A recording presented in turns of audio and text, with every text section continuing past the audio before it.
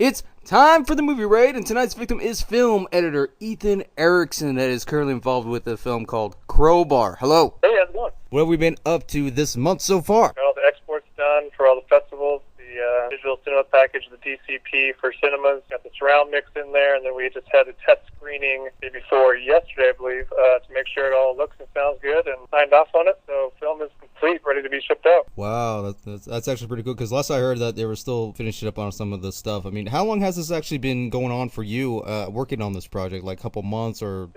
Since about early November is when I came onto the project, starting the rough cut and then going forward into, all the different reviews and revisions and cut downs and cutting the trailer and then sending it off to audio, come back, getting all the mastering done. Yeah, beginning to end, I'd say, from early November till Monday.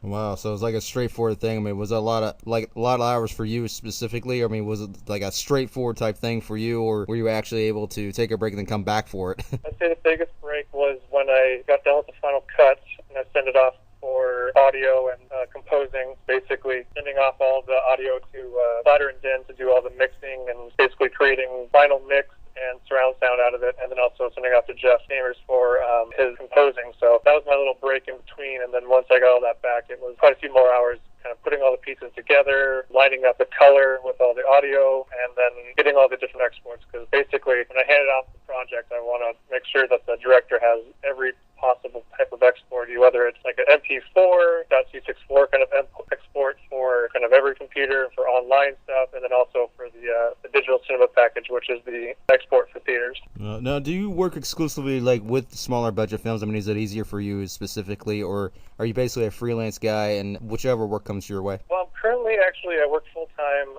editing for Amazon. I'm a full-time editor doing a whole bunch of social and online pieces mostly, do pre-roll for YouTube, basically just, commercial stuff all around. And then on the side, I do like projects like this, kind of more like passion project, music videos, narratives, short films, stuff like that. This is the longest film I believe I've edited, and I'm trying to get back into doing more narrative work. I graduated from the Art Institute in 2015.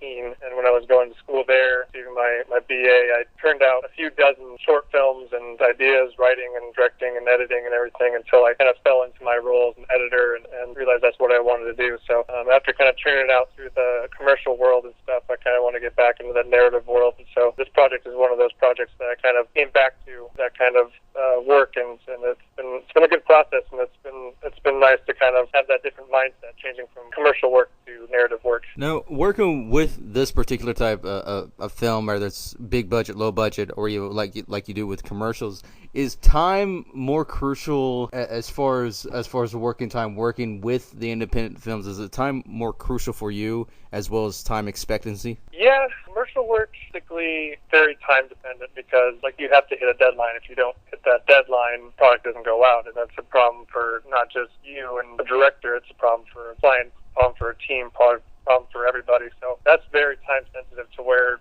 almost every minute of every day is kind of timed out. Say with the narrative piece, you have definitely more time to experiment with and kind of go back and forth and review things and stuff like that. It's more like a deadline that you have to hit in order to get your final cut done, so that you can hand it off to get all the color and audio stuff, that kind of stuff done. I try to set up definitely like a schedule for myself, to where I get the rough cut done with this date, and we have a review, and then I can do some changes and stuff like that. But it does give you free up a little bit more time working on a narrative piece, because you really need time to sit with the footage and the script and the performances in order to find the story, because you can have all the clips and you can have all the circle takes about which performances work best or which shot they like best, but you really have to kind of look at it with a new kind of objective perspective, so that you can really put the best story forward. So with a narrative piece, you have some more time, but it's definitely like a crunch, because in that time that you have to get a lot done. So. Yeah, does this particular job become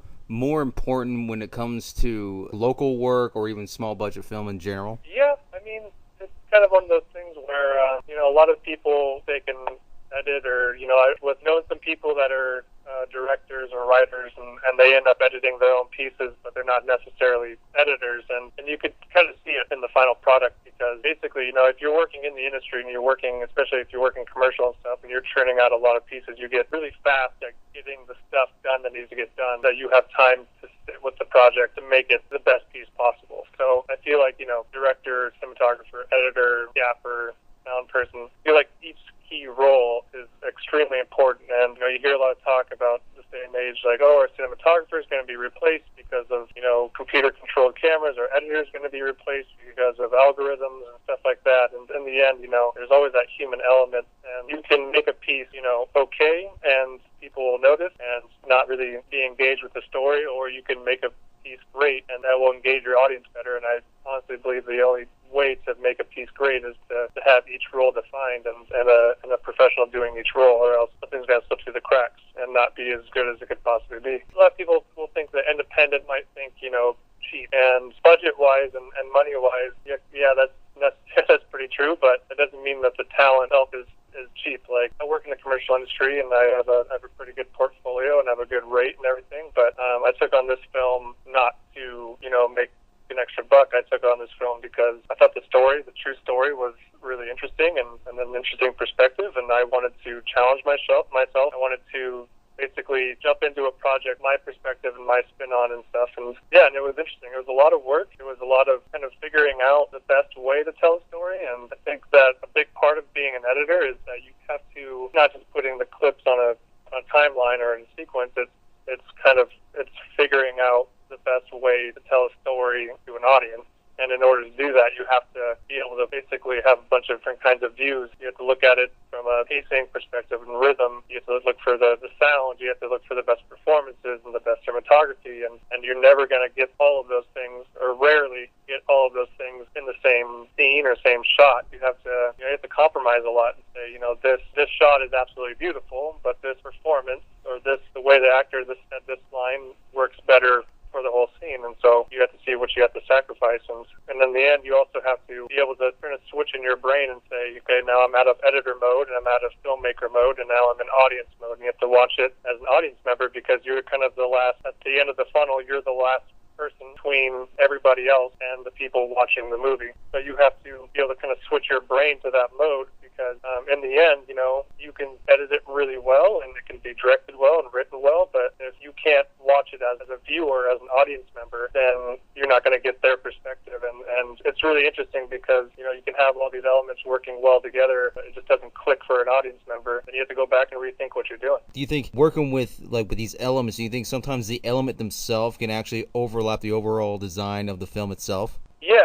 I think basically story is driven by conflict, and your conflict is basically your characters hitting up against the theme, and so that you have to have this kind of thread that runs through the whole story. And because if you don't have that thread, then there's, people aren't going to want to follow from one scene to the next. So I think, as an editor, I will sit down and I will try to figure out a scene, and I will spend hours and hours trying to figure it out and trying different shots and I need to cut something out or put something in, or a reaction shot or something like that, and I can be done with that scene and then go back and watch it with the entirety of the rest of the film and realize that it doesn't work with the rest of the film. Like, that scene alone works and it cuts well together, but with the balance of the rest of the film, it doesn't. And so you have to go back and you have to cut to that. It's a little frustrating at times because you have to be thinking about the micro and the macro at the same time. That's editing. It's not just one shot. It's not just one scene. It's a whole piece made up of these individual things. And you have to think about the details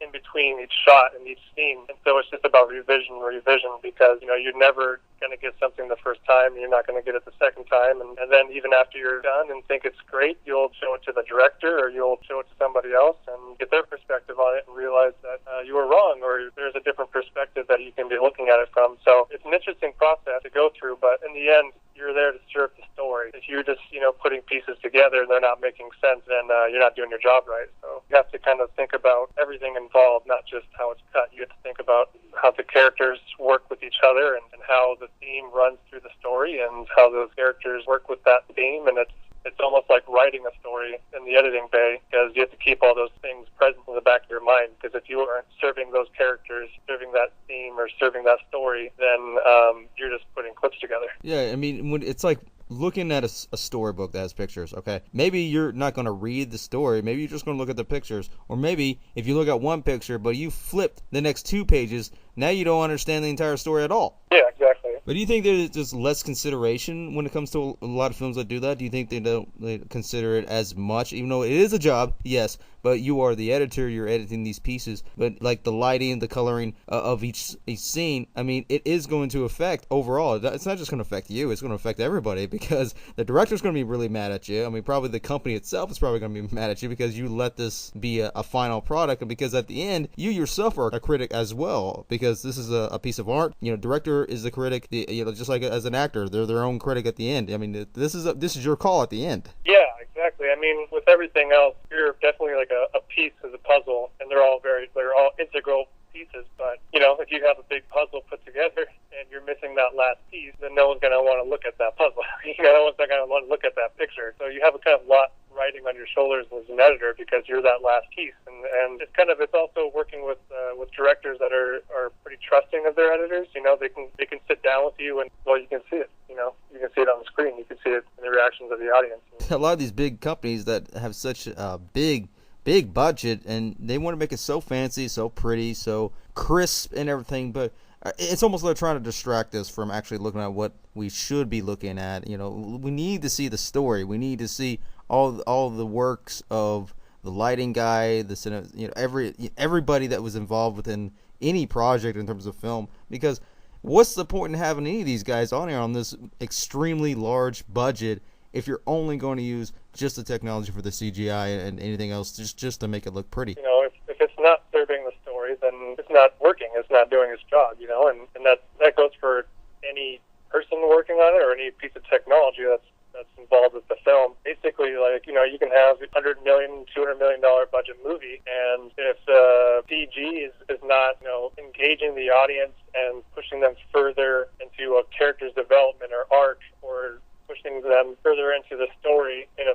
meaningful way, then you spent $200 million on nothing. Because you can do the same thing on an iPhone. I mean, you could make a film on an iPhone, and if it's an engaging and gripping story with good characters, and it's done with the right kind of writing and filmmaking, then you can engage somebody more than a 5-minute cell phone video than you can in a 2-hour-long CG blockbuster. You should always be serving the story, serving the characters. If you're not doing that, then it doesn't work. Doesn't matter what kind of budget or technology you have. Yeah, always like that. And go ahead and plug in anything that you'd like to promote, any websites, any release dates, anything that's been released this year or even last year that you've been involved with, and so forth and so forth. Well, just finished Crowbar, and that's going to be shipped out to, I think they have over 90 festivals now funded, maybe all over the world. And then just finished a music video for a band called Automotive Steam Horse. Their album will be releasing soon, and their first music video will be releasing, and I did the editing on that. And then I'm currently working on a short film of my own that I wrote and directed. I'll be editing. Sarah Muslin is the